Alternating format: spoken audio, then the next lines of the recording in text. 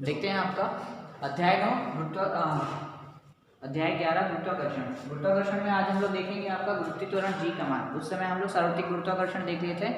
सार्वत्रिक गुरुत्वाकर्षण में क्या था आपका कि दो पिंडों के बीच जो लगने वाला जो आकर्षण और आकर्षण बल रहता है, क्या होता है, उन दोनों द्रव्यमानों के गुणनफल और उनके बीच की दूरी के वर्ग के व्युत्क्रमानुपाती होता है, जो उनके बीच लगने वाला बल रहता है। ठीक है ना। तो F इक्वल टू क्या था आपका, F इक्वल टू था m1 m2, ठीक है, या F अनुक्रमानुपाती m1 m2 अपॉन में r स्क्वायर। ठीक है। F बराबर यहाँ पर ये थे, अनुक्रमानुपाती चिन्ह को हटाने के लिए क्या था, एक g का मान था। सार्वत्रिक गुरुत्वाकर्षण स्थिरांक, ये स्थिरांक था 6.67 इंटू 10 टू द पावर कितना था, माइनस। ठीक है। तो हम लोग देखें आपका कि क्या है आपका यहाँ पर सार्वत्रिक गुरुत्वाकर्षण में आपका F बराबर क्या आ जाएगा, g। ठीक है, ये स्थिरांक, इस g का मान है 6.67 into 10 to the power -11 newton metre square upon में kg स्क्वायर। ठीक है, 6.67 गुणा में 10 की घात ऋण 11 न्यूटन मीटर की घात 2 बटे में किलोग्राम की घात 2।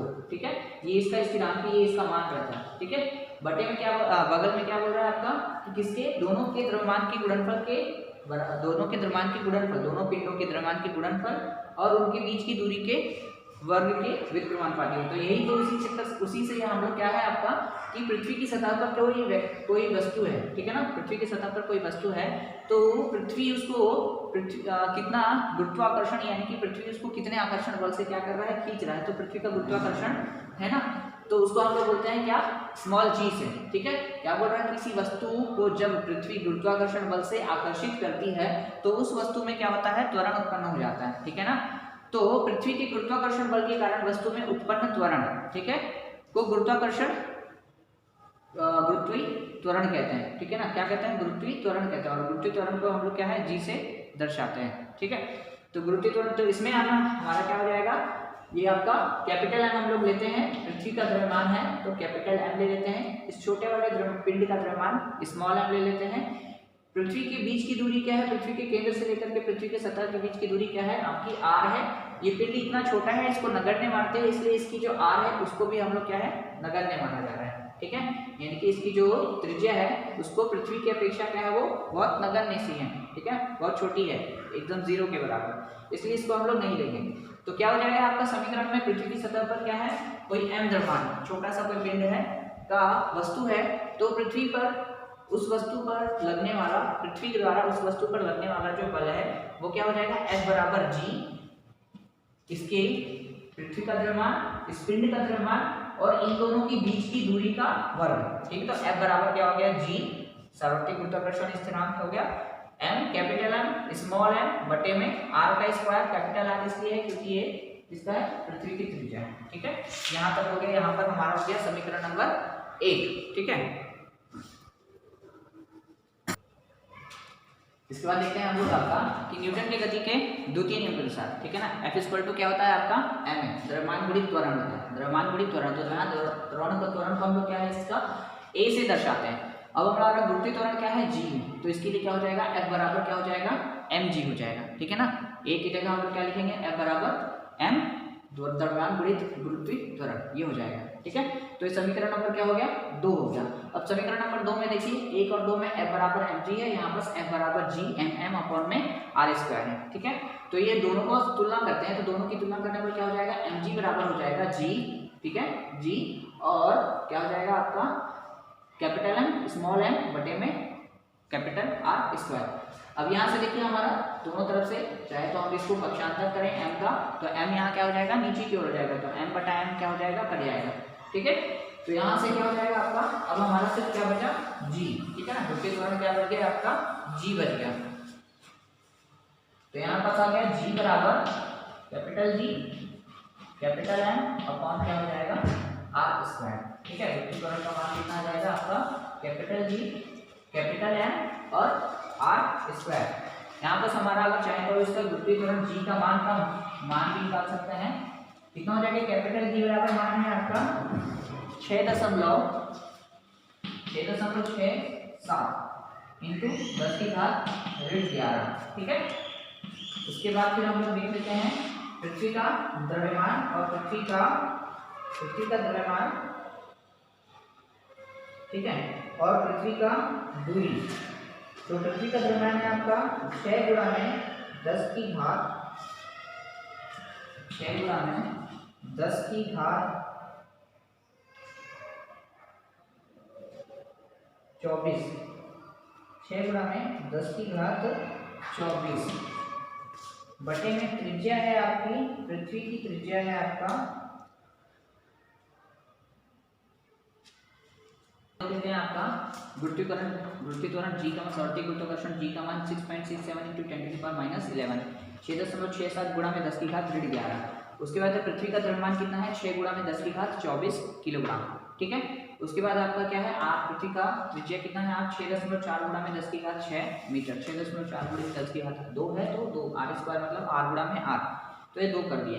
ठीक है, उसके बाद फिर यहाँ बस मान रखें आपका 6, ठीक है, ये हो जाएगा आपका ये 6 और ये 6.67, तो 6 गुणा में 6.67 गुणा में 10 की घात ऋण 11 और ऋण 12। ठीक है ना, ये ऋण 11 है और ये 6 और 6 दूनी कितना हो गया 12, ऊपर जाएगा तो क्या हो जाएगा भाई 10 की 1 बटा में 10 की घात 6 और धन 6 हो गया, यानी 1 बटा में 10 की घात कितना हो गया 12, तो कितना लिखेंगे इसका हम लोग 10 की घात ऋण 12 भाई 1 के बटे में है ना, ये नीचे बटे में है यानी कि 1 के बटे में व्युत्क्रम हो जाएगा, तो ऋण कितना हो जाएगा आपका 10 की घात ऋण 12 हो जाएगा। तो ये ऋण 12 यहाँ आ गया, तो कितना आ गया भाई यहाँ पर 10 की घात ऋण 12 हो गया, और ये कितना हो जाएगा आपका गुणा में 10 की घात ये 24 हो गया। अब देखिए ऋण 12 ऋण 11 यानी कि इन दोनों को जोड़ देंगे, 12 और 11 कितना हो गया 23, 23 में से 24 में से 23 गया, कितना बचेगा अब a to the power m, ठीक है, इनटू क्या हो जाता है a to the power n हो जाता है, तो a की पावर क्या हो जाता है अलग अलग है ना, ठीक है, तो m माइनस क्या हो जाएगा m माइनस n हो जाएगा, सॉरी ये आपका a टू दी पावर यहाँ पर माइनस m है और a to the power plus n है। ठीक है, तो a टू दी पावर क्या हो जाएगा माइनस m और प्लस n, ये ऋण है ये धन है, ठीक है ना, ये ऋण है ये धन है, तो एक धन है एक ऋण है यानी कि घटा है वो घटाव हो जाएगा। अगर ये धनात्मक रहता तो दोनों जुड़ जाते हैं, एक ऋणात्मक एक धनात्मक है तो क्या हो जाएगा घटाव हो जाएगा। ठीक है, या फिर हम लोग इसको ऐसे भी बोल सकते थे, ये 24 में से अभी इसको हम लोग नीचे ले जाते हैं, ठीक है, तो भी आ जाता 12 और ये नीचे 11 आ जाता तो 23 हो जाता। अब 24 में से 23 घटता, कुल मिला के वही चीज़ है, हम उसको ऊपर लेके जाइए चाहे नीचे लेके जाइए या फिर उसको ऐसे घटाइए। ठीक है, तो कितना हो जाएगा 6.6 इंटू कितना हो जाएगा 6 इंटू 6.67 इंटू कितना हो जाएगा 10 to the power -11 -12 into 10 to the power 24। ठीक है, -11 -12 कितना हो गया -23। ठीक है, तो हम लोग यहाँ देख भी सकते हैं -23 और प्लस कितना हो गया 24। अब प्लस 24 है तो बड़ा है तो कितना हो जाएगा 10 टू द पावर कितना आ जाएगा यहाँ पास 1 हो जाएगा। ठीक है ना, 24 में से 23 गया तो बचा कितना 1, 24 धनात्मक है तो बड़ा ऋण, अगर ऋणात्मक संख्या रहता तो ऋण का चिन्ह लगता। ठीक है, इतना तो आपको मालूम ही है। तो कितना हो गया 6 इंटू कितना हो जाएगा अब यहाँ पास 6 इंटू 6.7 इंटू, अगर चाहें तो यहाँ पास एक लाइन और लिख सकते हैं 6 into 6.67 into 10 to the power 1 upon में कितना हो जाएगा 6.4 इंटू 6.4 हो जाएगा। अब देखिए यहाँ पर 64 में 6.4 है, 64 की जगह 6.4 है, यहाँ दो संख्या है यहाँ दो संख्या है, हो जाएगा बराबर।